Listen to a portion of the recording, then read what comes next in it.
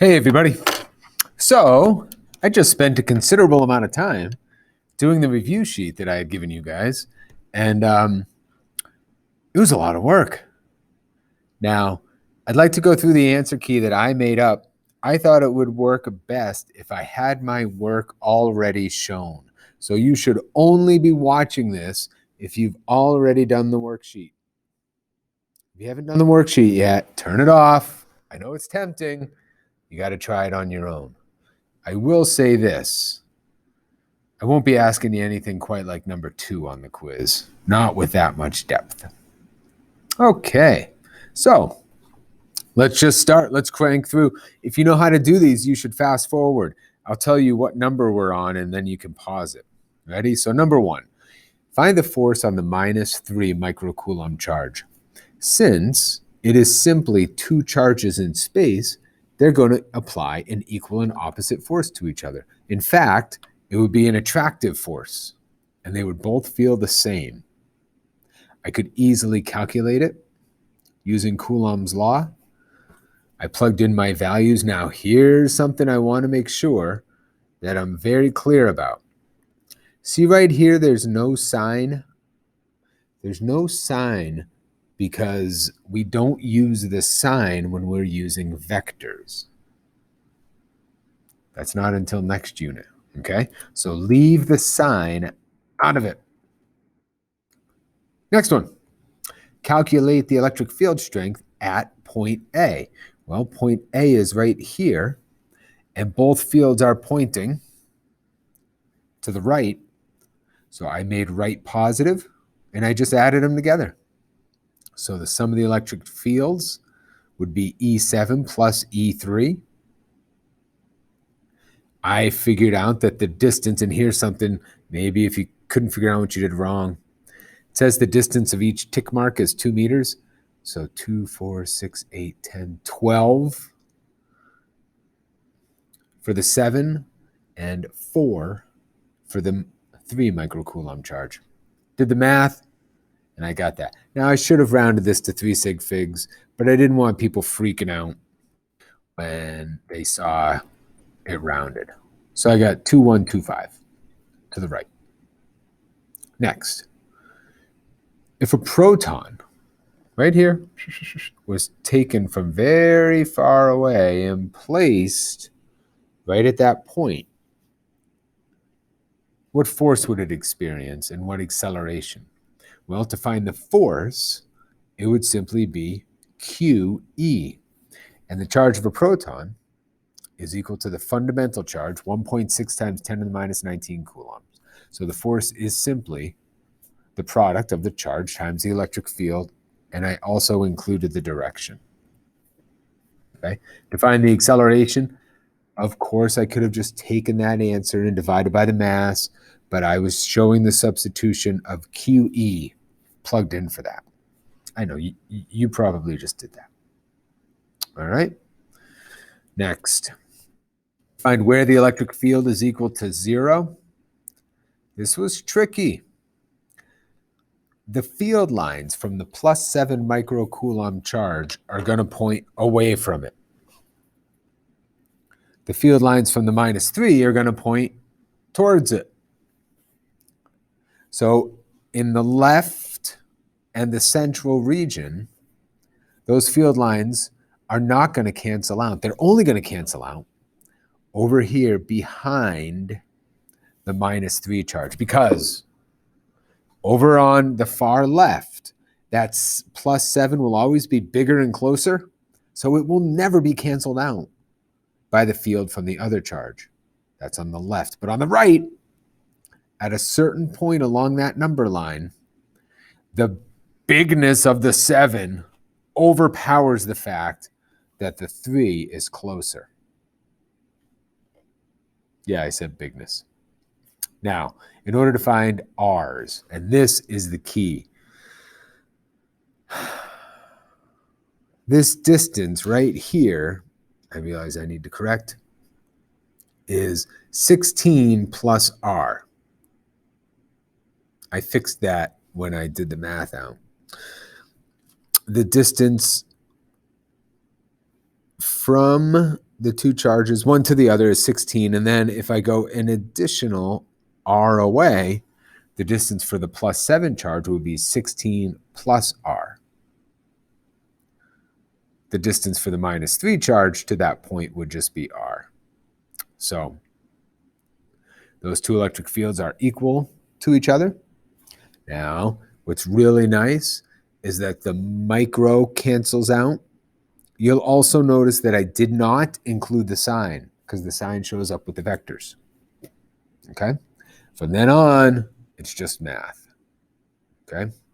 Nasty, ugly math that you've been training years for. But hopefully you still have the quad form in your calculator. If not, you got to figure out how to get that on there. I got an answer of 30.4 meters. I chose the positive root for that. Okay.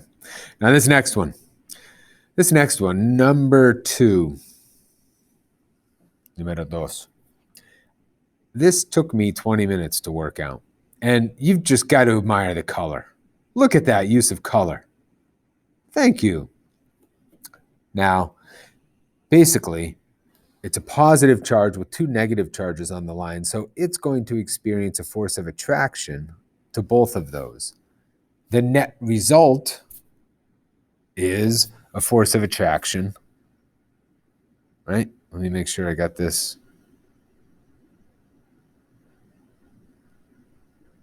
Yeah. A force of attraction.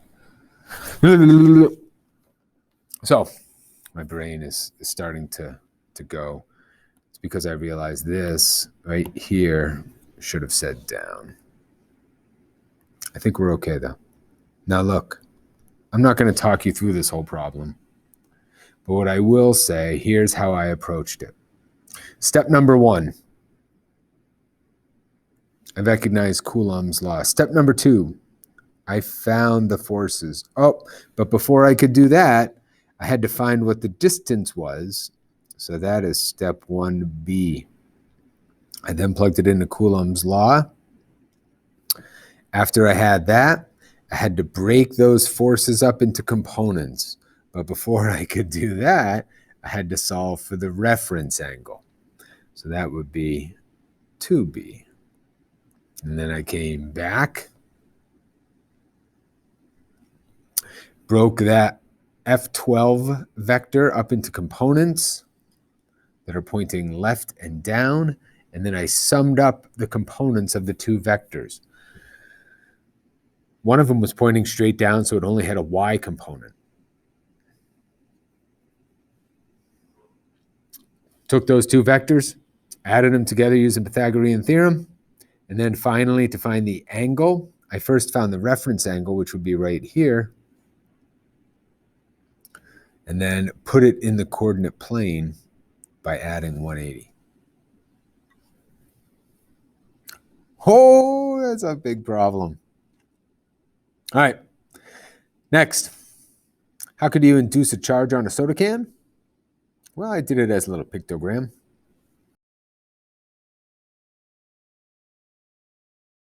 Now, if you bring a charged rod close to that Coke can, it's going to force negative charges down to the ground. This is the symbol for the ground right here.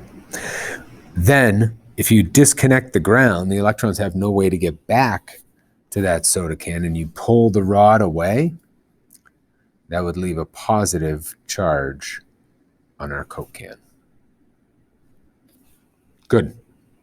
Which charges are free to move in a conductor? Electrons. Number 5, A. First of all, when I go to draw the electric field and find that at a point, I draw all of my vectors as coming from that point on the diagram. So E8 would be pointing towards the -8 charge. E8 would be pointing towards the top charge, and E12 would be pointing away, because it's positive, from that charge. All 3 of those vectors are going to add together. So I had to find out what that radius was. And when I did it, I plugged it in. I got R12. That's for the 12 charge. R12 12 squared equals 6 squared plus 6 squared. So that's 72. I didn't take the square root. I just took the 72 and I plugged it in over here. Yeah, that's some advanced physics right there, baby. Now, I have my vectors for E8 and E8 and E12. Now, I could break them all up into components and work it out. Or I could just add the two E8 vectors. And since they are equal,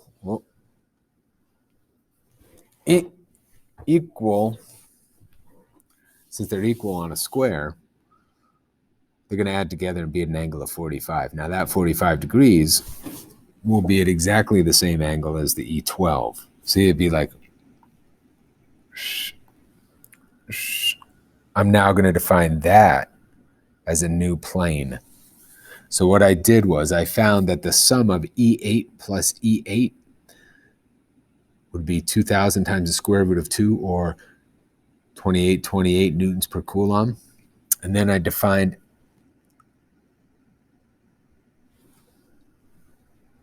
that direction as positive and did 28 minus 1,500 to get 1328. The angle, I know it's a square, so it's going to be at 45 degrees reference angle, so that's going to be at 135.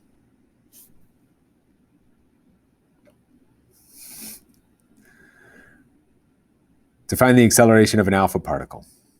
An alpha particle is simply 2 protons and 2 neutrons, which means the charge is going to be twice the fundamental charge, 2 times the charge of a proton, but the mass is going to be 4 times the mass of a proton. Now, I know protons and neutrons have slightly different mass, but in this circumstance, it works. It's a very minuscule amount. Okay, so the sum of the forces causes the mass to accelerate. I solved it for acceleration. I plugged in the value that I obtained for the electric field, so QE all divided by mass, and I have an acceleration of 6.36 times 10 to the minus 10 meters per second at 135 degrees. And if that wasn't enough, oh my, there's one more problem, which is where's the electric field equal to 0? And between two like charges, the fields in the middle are going to point in the opposite directions. So when E3 is equal to E4, they would balance each other out. Now, I recognized it would be closer to the -3 charge than the 4 because I'm wicked smart. No, because it's obvious the charge is smaller, so it would cancel out closer to it. So when I set KQ1 over R1 squared equals KQ2 over R2 squared, I was in a little bit of a dilemma. I wasn't sure exactly what I should do. Oh, come on, baby. What I should do about R2 and R1. But I realized if I went back over and I labeled this spot and called it a distance R from the 3 charge, and then if the total distance was 1.8, then this distance would be 1.8 minus R. And that is how you do it. Oh, look, the music came on right on time. That's one of our bells again. I'm going to ride it out with the music. After that, it's just algebra. Now, the microcoulombs is going to cancel out, so that's nice. Give it a that. You don't need all that garbage in there. And then I laid it out. I did my binomial expansion. I brought these terms to the other side. Ooh, I did apparently drop an R somewhere in my work. Didn't affect my answer. And there you go. Ooh, Nelly. That's a lot of work. The music's playing me out, so I guess I'm done. I hope you guys are doing okay. That was a lot of work. I hope you fast forwarded most of that. You have to admit, though, when you get those right, man, that feels good. I hope you guys got them right. Take care of yourselves. Good luck. Thanks.